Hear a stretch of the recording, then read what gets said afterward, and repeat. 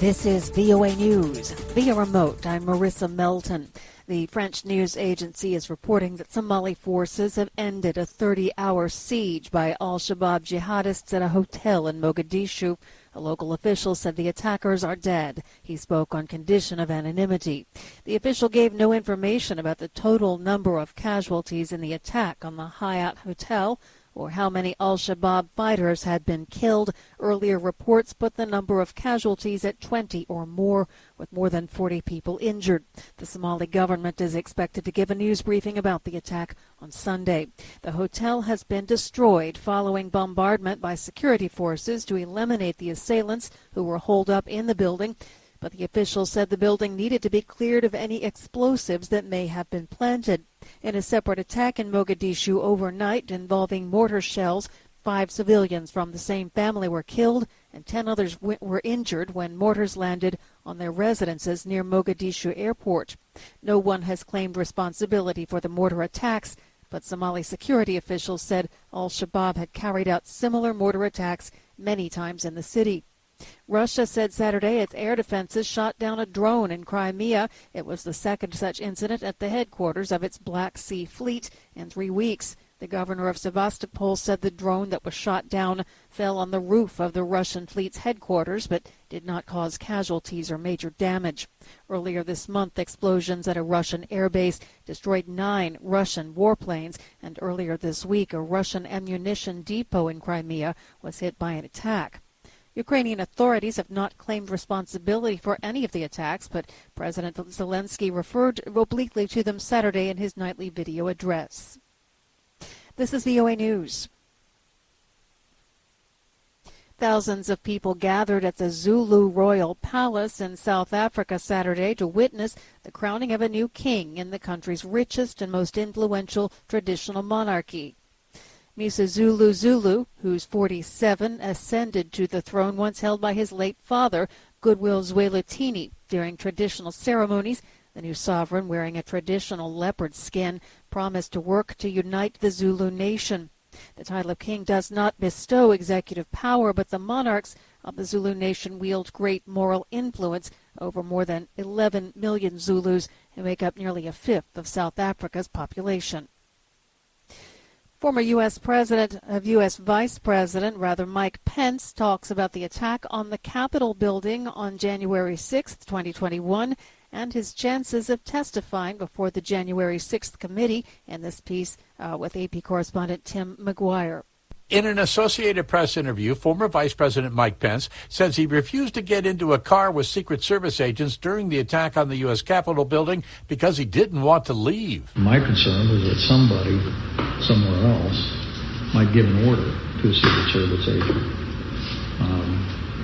to simply get us out of the building. Pence was asked if he's willing to testify before the House Select Committee investigating the insurrection. There are profound constitutional issues that have to be considered if we were to receive a formal invitation. The former vice president was in Iowa, which hosts the lead-off Republican presidential caucuses ahead of the 2024 election. I'm Tim McGuire. The United States is buying a big grain shipment from Ukraine to help out regions most in need of food. AP correspondent Karen Chamas has that story. In the northern Kenyan town of Wajir, impoverished families gather to meet the head of the World Food Programme. WFP Director David Beasley predicts a famine coming towards the Horn of Africa. Now we're getting the money to come in, and we're going to be reaching as many people as fast as we can to try to avert famine, but we could be a little late. Local Wajir resident Sahara Abdillah told the AP the recent weather conditions have devastated her family. We are nomads and we currently don't have anything as our animals have been taken away by the drought. We need a lot of help. Walking amongst goat carcasses on the arid land, Beasley said despite the US donation, other nations need to step up. With oil profits being so high right now, record-breaking profits, billions of dollars every week and record profits, the Gulf states need to help. They need to step up. I'm Karen Chamas. And once again, the French news agency says Somali forces have ended a 30-hour siege by al-Shabaab jihadists at a hotel in Mogadishu, Somalia. Via remote, I'm Marissa.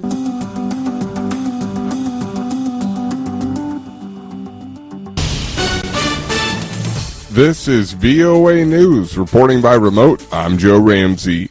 Russian authorities say a car bomb killed the adult daughter of an influential political theorist who is often referred to as Putin's brain.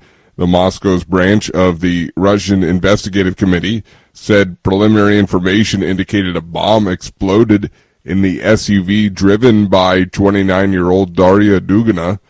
She was a TV commentator and the daughter of nationalist philosopher Alexander Dugin. Russian media say the explosion took place as she was returning from a cultural festival she had attended with her father, a vehement supporter of Russia sending troops into Ukraine. An advisor to Ukraine's president denied Ukraine involvement in the car bomb attack. A magnitude 7.2 earthquake struck southern Haiti a year ago, killing more than 2,200 people. More than 130,000 homes were damaged or destroyed, and thousands of impoverished people remain living in makeshift shelters and tents, still waiting for help.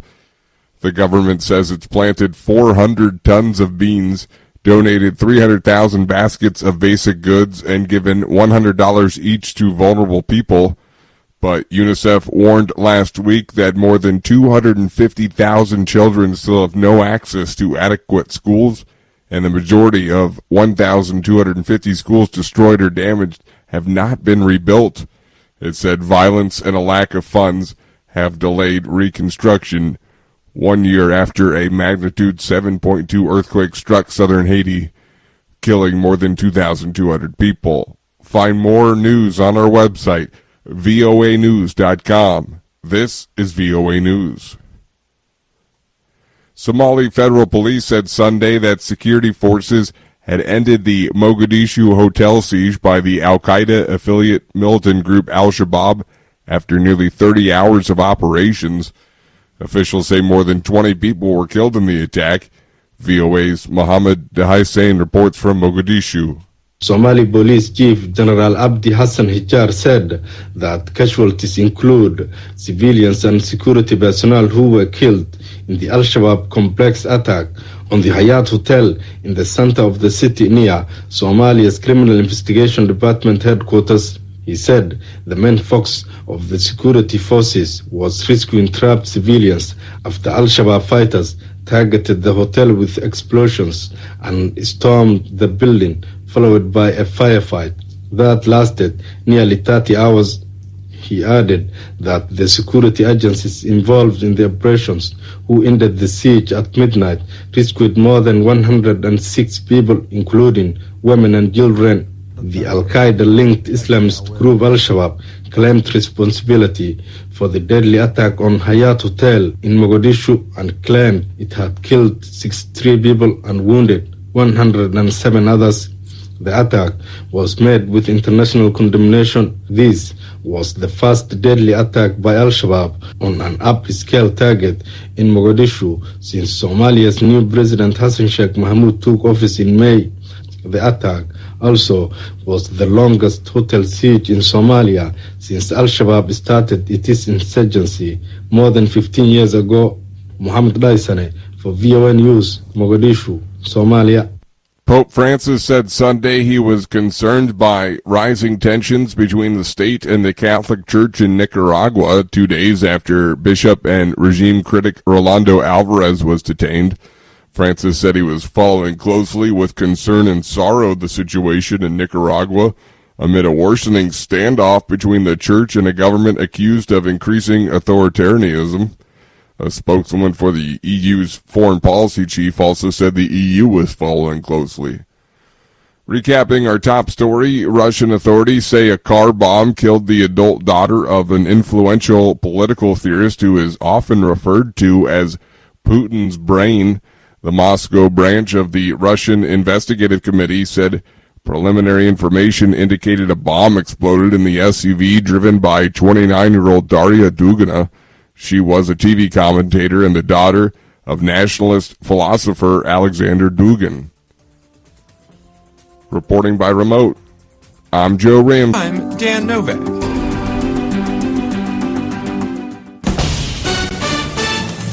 This is VOA News. Reporting by remote, I'm Joe Ramsey. Ukraine's capital Kyiv banned public celebrations this week to commemorate independence from Soviet rule, citing a heightened threat of Russian attack in a war the United Nations said on Monday has killed more than 5,600 civilians, including many children, near front lines in the south of the country. Ukraine said Russia fired rockets into several towns north and west of Europe's largest nuclear power plant, captured by Russian forces shortly after they invaded Ukraine in February. Artillery and rocket fire in the region of the Zaporizhzhia nuclear reactor complex on the south bank of the Dnipro River has stirred fears of a nuclear disaster and led to calls for the surrounding area to be demilitarized. Ukrainian President Volodymyr Zelensky said over the weekend Moscow could try something particularly ugly in the run-up to Wednesday's 31st independence anniversary. Police in Pakistan filed terrorism charges against former Prime Minister Imran Khan. AP correspondent Mike Gracia reports.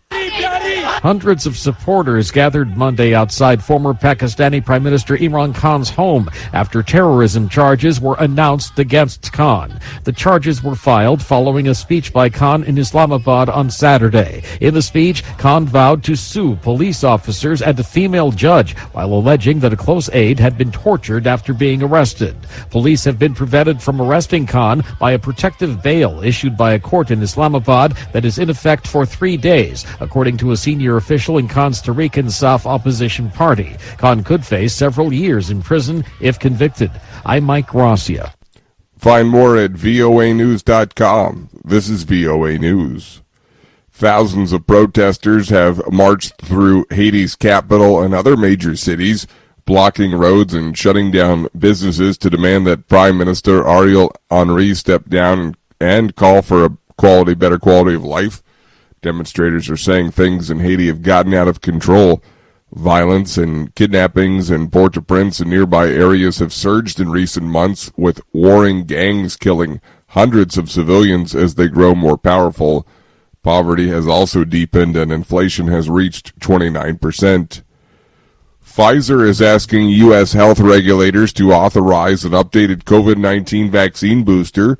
AP Washington correspondent Sagar Magani reports. The FDA has told vaccine makers to update their shots to target the super contagious Omicron variants. Pfizer shots for those 12 and older could start in weeks with quick approval, and Moderna is expected to seek the okay soon for its updated adult boosters.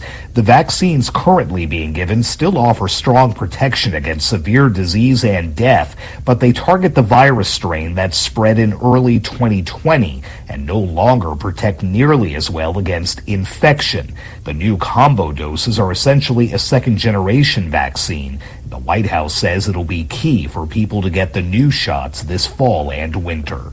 Sagar Magani, Washington.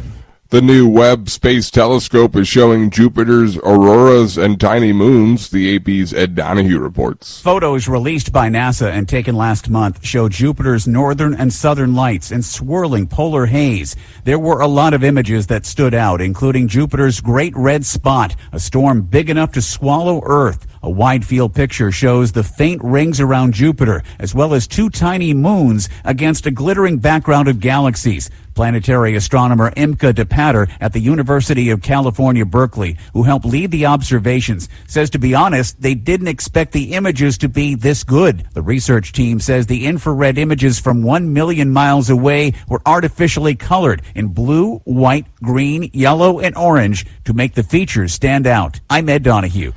Recapping our top story, Ukraine's capital, Kyiv, banned public celebrations this week to commemorate independence from Soviet rule, citing a heightened threat of Russian attack in a war the United Nations said on Monday has killed more than 5,600 civilians, including many children. Near front lines in the south of the country, Ukraine said Russia fired rockets into several towns north and west of Europe's largest nuclear power plant. Follow us on the VOA mobile app.